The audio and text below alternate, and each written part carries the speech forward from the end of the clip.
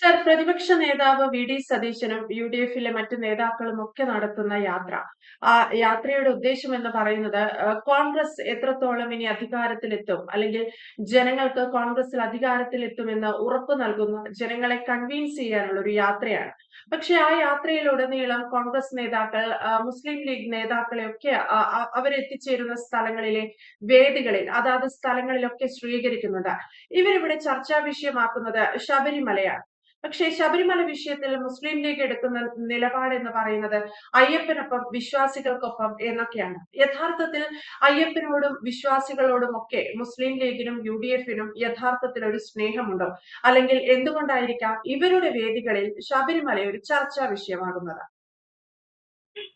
ശബരിമല വിഷയത്തിൽ മുസ്ലിം ലീഗിന് ഇത്ര താല്പര്യം എന്താണെന്ന് ചോദിച്ചാൽ അത് ഏതൊരു കുഞ്ഞുകുട്ടിക്കും വളരെ നിസ്സാരമായിട്ട് കണ്ടെത്താവുന്ന കാര്യമേ ഉള്ളൂ. ശബരിമല വിഷയം എടുക്കുമ്പോൾ നമുക്ക് വളരെ ഗൗരവമായി ചർച്ച ചെയ്യേണ്ട ഒരു വിഷയമാണ്. ഇന്നലെയാണ് കോടതിയിൽ ശബരിമല ആചാര പ്രശ്നത്തെക്കുറിച്ചിട്ടുള്ള ചർച്ച വീണ്ടും പുനരാരംഭിക്കുന്നത്. ഈ ശബരിമല ആചാരം എന്ന് പറഞ്ഞാൽ എന്താന്ന് ഞാൻ പറയേണ്ട ആവശ്യമില്ലല്ലോ. സ്ത്രീ പ്രവേശനവുമായിട്ടുള്ള ഒരു വിഷയമാണ്. ഇത് പറയുമ്പോൾ ഈ ശബരിമലയിൽ ഇത്രയും ഉത്കണ്ഠ രേഖപ്പെടുത്തുന്ന മുസ്ലിം ലീഗിനോട് ഒറ്റ ചോദ്യമേ ഉള്ളൂ. ശബരിമലയിൽ സ്ത്രീകളെ കയറ്റുന്ന കാര്യത്തിൽ കയറ്റണ്ട, അല്ലെങ്കിൽ ആചാരത്തിന്റെ ഒപ്പമാണ് ഞങ്ങൾ എന്ന് മുസ്ലിം ലീഗ് വാദിക്കുമ്പോഴൊക്കെ നമ്മൾ ഭക്തർക്ക് വളരെ സന്തോഷം തരുന്ന ഒരു കാര്യം തന്നെയാണ് അത് എന്ന് യാതൊരു സംശയവുമില്ല. എങ്കിലും ഈ മുസ്ലിം ലീഗിലെ സ്ത്രീകൾക്ക് അവരുടെ പള്ളിയിൽ അവരുടെ ഭർത്താക്കന്മാരോടൊപ്പം പോയി അവരുടെ ഒപ്പം സമീപത്ത് നിന്നുകൊണ്ട് നിസ്കരിക്കാൻ അവർക്ക് പറ്റുമോ? എന്തുകൊണ്ട് അത് അവിടെ അനുവദനീയമല്ല എന്നതിനുള്ള ഉത്തരം അവർ തരണം. മുസ്ലിം ലീഗ് തരണം, മുസ്ലിം സമുദായം തരണം. അതിനിവിടെ ആരും സമരം ചെയ്യാനില്ലല്ലോ. ഇവിടെ സ്ത്രീകളെ കയറ്റാൻ പാടില്ല എന്നതിനെ അനുകൂലിച്ചുകൊണ്ട് അവർ നിൽക്കുമ്പോൾ അവരുടെ മതത്തിലും സ്ത്രീകളെ കയറ്റാതിരിക്കുന്നതിന്റെ കാരണം എന്താണെന്ന് അവർ പറയണം. പിന്നെ ശബരിമല ആചാരത്തെക്കുറിച്ച് നമ്മൾ പറയുമ്പോൾ ഈ ഭരിക്കുന്ന സർക്കാർ ശബരിമല ആചാര ലംഘനത്തിന് വേണ്ട ഇതാണ് കോടതിയിൽ കൊടുത്തിരിക്കുന്നത്. അതായത് സ്ത്രീകളെ കയറ്റണം എന്ന് പറഞ്ഞുകൊണ്ടുള്ള ഒരു അഫിഡവിറ്റാണ് സർക്കാർ ഇതുവരെ കൊടുത്തു വെച്ചിരിക്കുന്നത്. അപ്പോൾ വാദം വരുമ്പോൾ ആ അഫിഡവിറ്റ് വെച്ചിട്ടാണ് മുന്നോട്ട് പോകുന്നതെങ്കിൽ ഈ വാദത്തിൽ ഒരുപാട് പ്രശ്നങ്ങൾ വരും. വീണ്ടും ഇതേ കലാപങ്ങൾ വരും. ഇതേ തരത്തിലുള്ള റിപ്പീറ്റേഷൻ നമ്മൾ കാണേണ്ടി വരുമെന്നാണ് എനിക്ക് തോന്നുന്നത്. യു.ഡി.എഫ്, കോൺഗ്രസ് ഇതിന് വ്യക്തമായ മറുപടി പറയണം. കാരണം അന്ന് ആ കാലഘട്ടത്തിൽ ഈ വിഷയം വന്നപ്പോൾ യു.ഡി.എഫിന്റെ, അതായത് കോൺഗ്രസിന്റെ 18 or 19 MP കറുത്ത വസ്ത്രം, അതായത് കറുത്ത പേന്റും ഷർട്ടും ഇട്ടിട്ടാണെന്ന് തന്നെ ഓർമ്മ, ആ സമയത്ത് പാർലമെന്റിലേക്ക് ഒരു മാർച്ച് നടത്താൻ നോക്കി. പക്ഷേ അന്ന് അവരുടെ നേതാവ് മദാമ സോണിയാഗാന്ധി കണ്ണുരുട്ടി കാണിച്ചു. പാൻ്റൊക്കെ ഊരിക്കളഞ്ഞ് സാധാരണ വെള്ള വസ്ത്രം എടുത്ത് അവിടെ മുണ്ടാതെ വന്നു നിന്നു.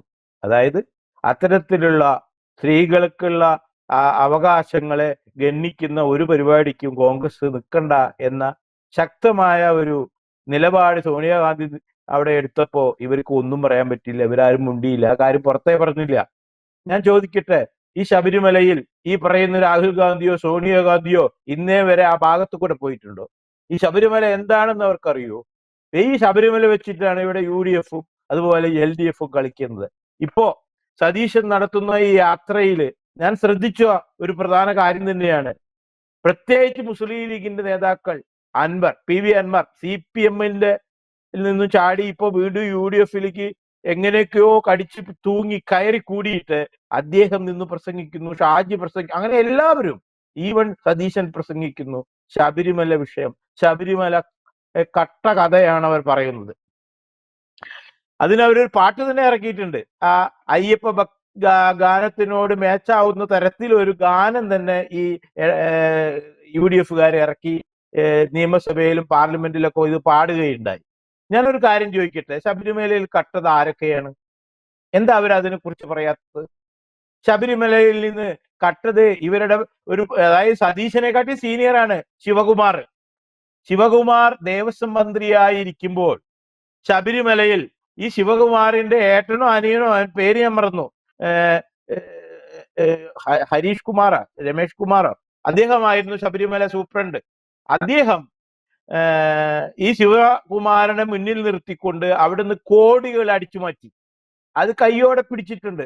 അതിന്റെ കേസ് ഇപ്പോഴും ഈ ഡിപ്പാർട്ട്മെന്റ് അന്വേഷണ ഇതിൽ പോയിക്കൊണ്ടിരിക്കുകയാണ്. അത് കാരണം ശിവകുമാർ ഇപ്പോ ശവകുമാരമായിട്ട് ഒരു പ്രോഗ്രാമിലും വന്ന് നിൽക്കാതെ ഒഴിഞ്ഞു നിൽക്കുകയാണ്. ഏതു സമയവും ഈ പത്മകുമാറും വാസു അകത്തായ മാതിരി ശിവകുമാറും അകത്താവുമെന്നതിന് യാതൊരു സംശയവുമില്ല. അപ്പോ അതുപോലെ തന്നെ അവിടുത്തെ വാജീവാഹനം എടുത്തു കൊടുത്തത് ആരാ? അജയ് തറയിൽ, കോൺഗ്രസിന്റെ നേതാവ് അജയ് തറയിലും പ്രയാർ ഗോപാലകൃഷ്ണൻ മരിച്ചുപോയി. മരിച്ച ആളെ നമുക്ക് കുറ്റം അധികം പറയാൻ പറ്റില്ലെങ്കിലും ഇവർ കൂടിയിട്ടാണ് അന്ന് ഈ വാജീവാഹനം ഇന്ന് ജയിലിൽ കിടക്കുന്ന തന്ത്രി രാജേവർക്ക് എടുത്തു കൊടുത്തത്. അതിന് പിന്നിലും വലിയൊരു നിഗൂഢതയുണ്ട്. ഇത് ഒക്കെ നോക്കുമ്പോൾ ഇവിടെ കട്ടത് UDFകാര് ഇത്രക്ക് പച്ചക്ക് LDFനെ പറയുന്നു. LDFകാര് പറയുമ്പോൾ UDFകാര് കട്ടകഥകളും പുറത്തു വരുന്നു. ചുരുക്കത്തിൽ ഈ 40-45 കൊല്ലം കേരളം ഭരിച്ചപ്പോൾ ഈ ശബരിമല ഭരണം അവർ നടത്തിയപ്പോൾ അവർ ചെയ്തത് എന്താണ്? ശബരിമല കട്ടുമുടിച്ചു, മാറി മാറി ഭരിച്ച് കട്ടുമുടിച്ചു. സത്യത്തിൽ കോടികൾ വരുന്ന ശബരിമലയില് കോടികൾ വരുന്ന ജനങ്ങൾക്ക് യാതൊരു സൗകര്യവും ഇന്നേ വരെ അവിടെ ഉണ്ടാക്കിയിട്ടില്ല. നിങ്ങൾ തിരുപ്പതി അമ്പലത്തിൽ പോയിട്ടുണ്ടാവും. അവിടത്തെ മണിക്കൂറുകളോളം ക്യൂ നിന്നിട്ട് വേണം തിരുപ്പതിയിൽ തൊഴാൻ. പക്ഷെ ആ ക്യൂ നിൽക്കുന്നത് ഒരു ബുദ്ധിമുട്ടേ തിരുപ്പതിയിൽ വരില്ല. കാരണം അത്തരത്തിലുള്ള ഒരു ക്യൂ സംവിധാനമാണ് തിരുപ്പതിയിൽ ഉണ്ടാക്കി വെച്ചിരിക്കുന്നത്. ആ വഴികളൊക്കെ എയർ കണ്ടീഷൻ ചെയ്ത് മണിക്കൂറുകളോളം നിൽക്കുമ്പോ ഭക്ഷണം, ടോയ്ലറ്റ്, എല്ലാവിധ സൗകര്യങ്ങളും അറേഞ്ച് ചെയ്തുകൊണ്ട് ആ ഒരു പ്രത്യേക സംവിധാനത്തിൽ കൂടെയാണ് തിരുപ്പതിയിൽ ആ ക്യൂ നിന്ന് ഭക്തജനങ്ങള് ഭക്തിസാന്ദ്രമായി സായുജ്യമടയുന്നത്. പക്ഷെ ഇവിടെയോ ഇത്രയും കാലമായിട്ട് ഇത്രയും കോടികൾ കിട്ടിയിട്ട് ശബരിമലയിൽ ഇന്നും ഈ ഭക്തജനങ്ങൾക്ക് യാതൊരു തരത്തിലുള്ള ഒരു സൗകര്യവും ചെയ്തിട്ടില്ല എന്നുള്ളതാണ് ദുഃഖകരമായ അവസ്ഥ. ഇതിന്റെ ഉത്തരവാദി ഈ രണ്ടു മുന്നണികളുമാണെന്ന് ഇവിടുത്തെ ജനങ്ങൾ മനസ്സിലാക്കണം. ഈ കട്ടവർ, ഈ സ്വർണം കട്ടവർ ഇപ്പോ മറ്റവനെ കുറ്റം പറയും, മറ്റവൻ ഇവനെ കുറ്റം പറയും. പക്ഷെ സത്യത്തിൽ ഇവർ രണ്ടുപേരും മാറി മാറി കട്ടുകൊണ്ടിരിക്കുകയായിരുന്നു ശബരിമലയിൽ. അതിന് സൗകര്യങ്ങൾ ഒരുക്കി കൊടുക്കുന്ന കുറെ പൂജാരിമാരും അവിടെ ഉണ്ടായിപ്പോയി. അതാണ് ശബരിമലയുടെ സത്യത്തിലുള്ള ശാപം. എന്തായാലും ജയശങ്കർ സാർ സൂചിപ്പിച്ചതുപോലെ ശബരിമലയിൽ ഈ രീതിയിലുള്ള പ്രശ്നങ്ങളൊക്കെ നിലനിൽക്കെ കോൺഗ്രസ് നടത്തുന്ന അല്ലെങ്കിൽ പ്രതിപക്ഷ നേതാവ് VD സതീശൻ നടത്തുന്ന യാത്രയിൽ മുസ്ലിം ലീഗ് നേതാക്കൾ ഉൾപ്പെടെ ശബരിമല വിഷയത്തിൽ ആകുലത രേഖപ്പെടുത്തുന്നത് എന്തടിസ്ഥാനത്തിലാണ്, അല്ലെങ്കിൽ എത്രത്തോളം ജെന്യൂൻ ആയിട്ടാണ് ശബരിമല വിഷയത്തെ അവർ അഡ്രസ് ചെയ്യുന്നത് എന്നത് പരിശോധിക്കേണ്ട വിഷയം തന്നെയാണ്. ആ രീതിയിലുള്ള ചർച്ചകളൊക്കെ പുരോഗമിക്കേണ്ടതുണ്ട്. നമുക്കറിയാം, വിവിധ ഇടങ്ങളിൽ ഈ ജാഥ എത്തുമ്പോൾ അല്ലെങ്കിൽ ഇത്തരത്തിൽ VD സതീശന്റെ ഈ യാത്ര എത്തുന്ന സമയത്ത് പലതരത്തിലുള്ള മുസ്ലിം ലീഗ് നേതാക്കളും അല്ലെങ്കിൽ പലതരത്തിലുള്ള ലീഗ് നേതാക്കളിൽ നിന്നല്ല പ്രവർത്തകരുൾപ്പെടെ ഈ പരിപാടിയിൽ സംബന്ധിക്കാൻ എത്തുന്നുണ്ട്. UDFും ലീഗും തമ്മിലുള്ള ബന്ധം കൂടുതൽ അടുക്കുകയാണോ എന്ന ചർച്ചകൾ നിലനിൽക്കുന്നിടത്ത് തന്നെയാണ് ശബരിമല വിഷയവും കൂടുതൽ ചർച്ചയാകുന്നത്. ഇത് ഒരു കാര്യം കൂടി എനിക്ക് പറയാനുണ്ട് അവസാനമായിട്ട്. അതായത് ഈ UDFന്റെ ഒരു മുന്നേറ്റമാണല്ലോ ഇവിടെ നടത്തുന്നത് സതീശൻ. സത്യത്തില് അതിൽ മുസ്ലിം ലീഗിനെ അവര് മുൻപിൽ നിർത്തിക്കൊണ്ടുള്ള ഒരു വലിയ കളിയാണ്, നാടക രംഗങ്ങളാണ് നമ്മൾ കണ്ടുകൊണ്ടിരിക്കുന്നത്. സത്യത്തിൽ ഈ UDFിലെ പ്രധാന ഒരു ഘടകകക്ഷിയാണ് കേരള കോൺഗ്രസ് ജോസഫ് ഗ്രൂപ്പ്. അതുമാതിരി തന്നെ വേറെയും കുറെ ഘടകകക്ഷികൾ അതിലുണ്ട്. ഇവരുടെ ഒന്നും ശരിയായ സാന്നിധ്യം പോലും അവിടെ കാണുന്നില്ല. ഓൺലി മുസ്ലിം ലീഗ്. ഈ മുസ്ലിം ലീഗിന്റെ ബാക്കിലുള്ള വലിയ ഒരു ശക്തി ജമാഅത്ത് ഇസ്ലാമി. ഈ രണ്ട് ശക്തികൾ വെച്ചുകൊണ്ടാണ് സതീശൻ ഈ കളി കളിക്കുന്നത്. ഒരു കക്ഷത്ത് മുസ്ലിം ലീഗും മറ്റേ കക്ഷത്ത് ജമാഅത്ത് ഇസ്ലാമിയെയും വെച്ചുകൊണ്ട് ഒരു ഭയങ്കര ഭീകര അല്ലെങ്കിൽ അപകടം പിടിച്ച ഒരു കളിയാണ് സതീശൻ നടത്തുന്നത്. എന്നിട്ട് സതീശൻ പറയുകയാണ്, മുസ്ലിം ലീഗ് നിലനിൽക്കുമ്പോഴാണ് മുസ്ലിം ലീഗ് ദുർബലമാകുമ്പോൾ തീവ്രവാദ നിലപാടുള്ളവരുടെ വളർച്ച വേഗത്തിലാവും. അതായത് മുസ്ലിം ലീഗ് ദുർബലമാകുമ്പോൾ.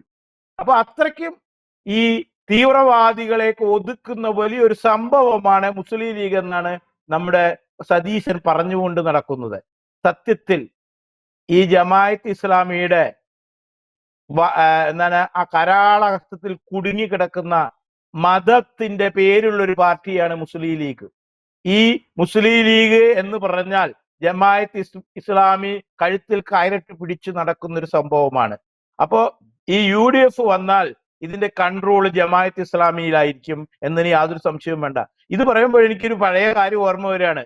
ആര്യാടൻ മുഹമ്മദ് ഈ തീവ്രവാദത്തെ കുറിച്ച് എപ്പോൾ പ്രസംഗിക്കുമ്പോഴും ആ കാലഘട്ടത്തിൽ പ്രസംഗിച്ചിരുന്ന ഒരു കാര്യമുണ്ട്. അതായത്